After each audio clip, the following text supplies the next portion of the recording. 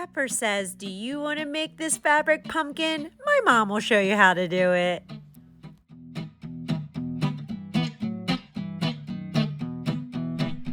Hi guys, welcome back to Hoarders Heart. On this video, we're going to be making a fall DIY craft projects, and we're also going to be doing the October No Spend Challenge. I really wanted to create this video because I feel like all you kind of hear a lot lately is about inflation and the economy and the recession.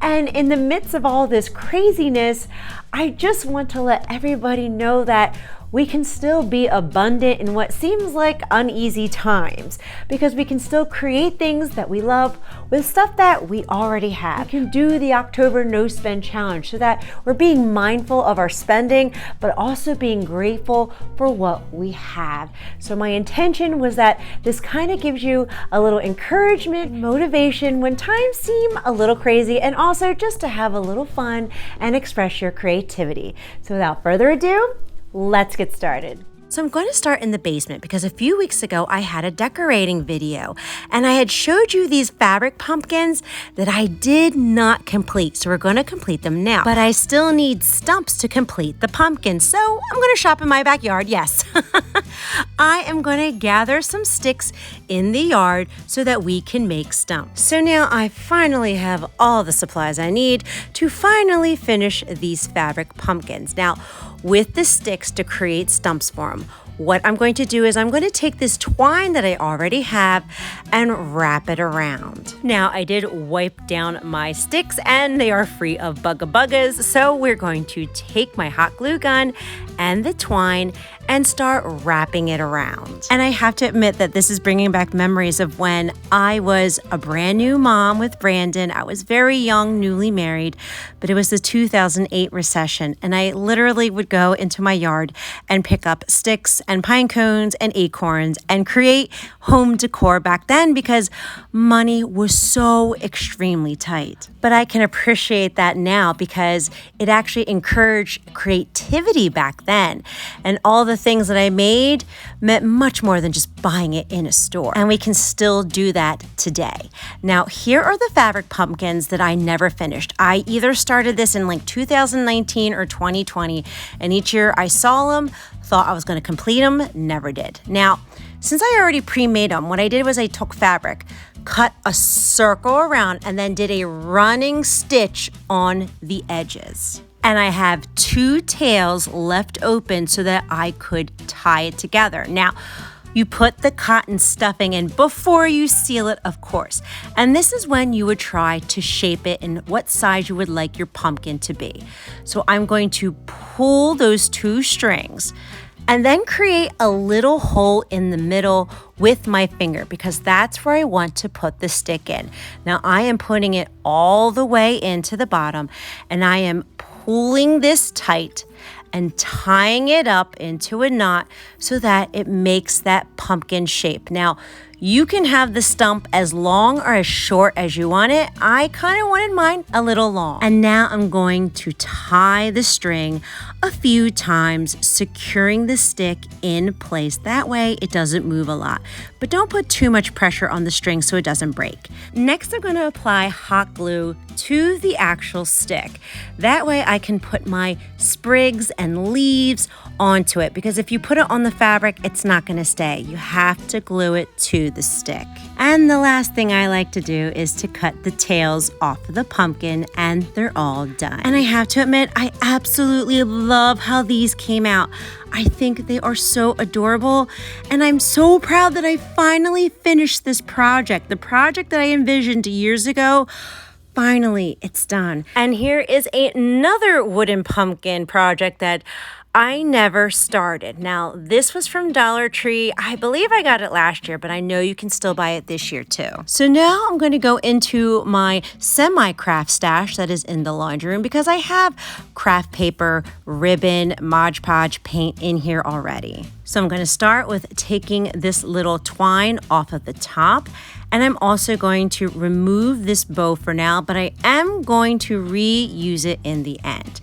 Now, I went with this really pretty seafoam kind of aqua color, and I'm going to paint the outline of the pumpkin. Crafting is another way that I self-soothe with my anxiety.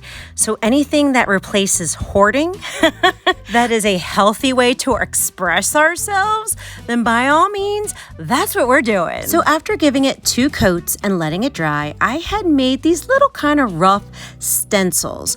And what I'm going to do is I'm going to be taking my pretty craft paper and tracing it out. And my best advice is it's okay if you make the stencil a little bigger because you can always trim extra paper off. If you cut it too small, you gotta redo it again. Now I'm going to be taking my Mod Podge that I have on hand and I'm going to paint it onto the actual pumpkin and place the scrapbooking paper on. I'm also going to be smoothing out the paper once I lay it on top. That way we're getting any bubbles out of it so it dries with a tight seal. Then when that dries, I will take some more Mod Podge and seal the top of the paper. It will dry clear.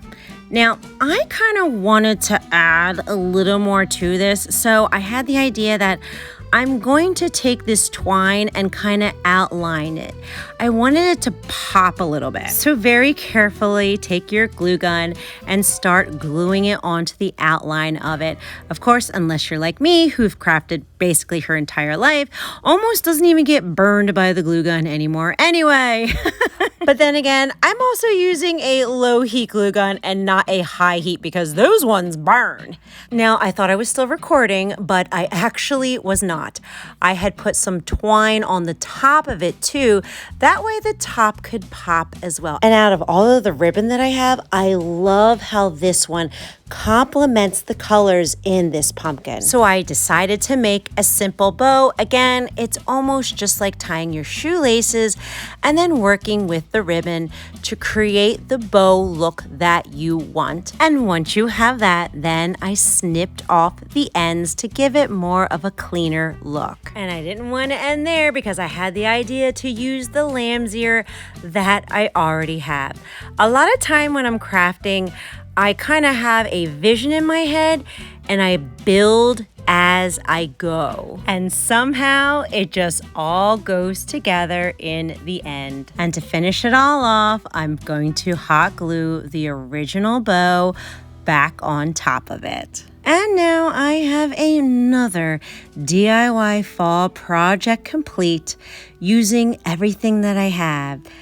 I didn't spend any money and I get to enjoy a new fall decoration that I created. So now we're going to move on to creating the October No Spend Challenge bullet journal entry. For a very long time after the 2008 recession, we were living paycheck to paycheck, and it felt like that we just could not get ahead. So I had brought back the No Spend Challenge that helped heal my shopping addiction back in college and in my 20s. And as I did this each and every month for a few years, I saw the difference in how much money we were saving. Plus, I was also creating a habit of using what we already have, appreciating what we already have, and feeling abundant while I was doing it. I didn't want to create these no spends where I felt like I was sacrificing, like I had to do without, and I had to miss all of the fun because I couldn't afford to go out anymore. No, I wanted this on the opposite spectrum. Enjoying what we had, being able to do fun things and experiences, but maybe a little cheaper, like having your friends over and having a potluck dinner and laughing or doing all the free community things with your children.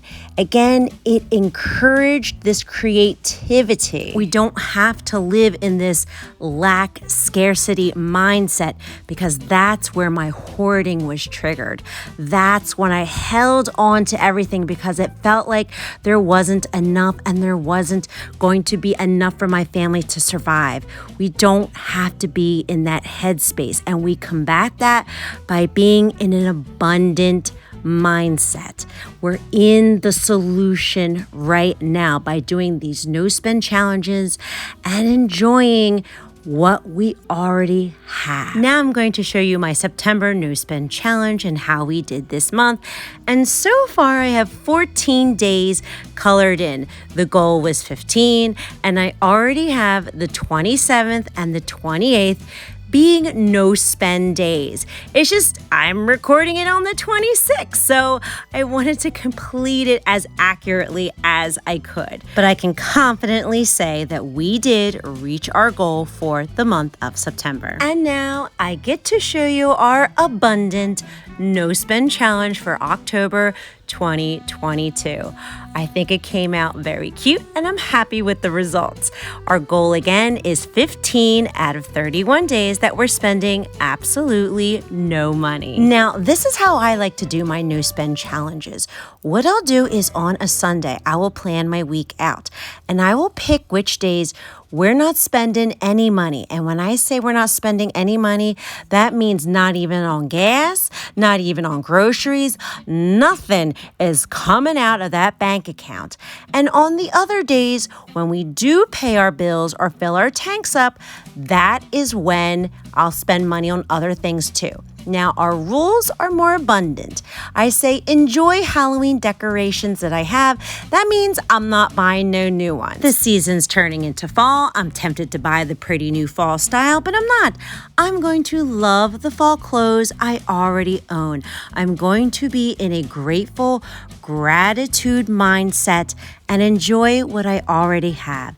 And if you would like a copy of the No Spend Challenge for October 2, please email me at hoardersheart@gmail.com before October 10th and I will email it to you. And my hope and my prayer is that this video helped you feel abundant with what you already have too, enjoying this fall season, especially in a time of uncertainty and when it feels like there's a lot of problems. We can be in the solution, and we are surrounded by blessings every single day.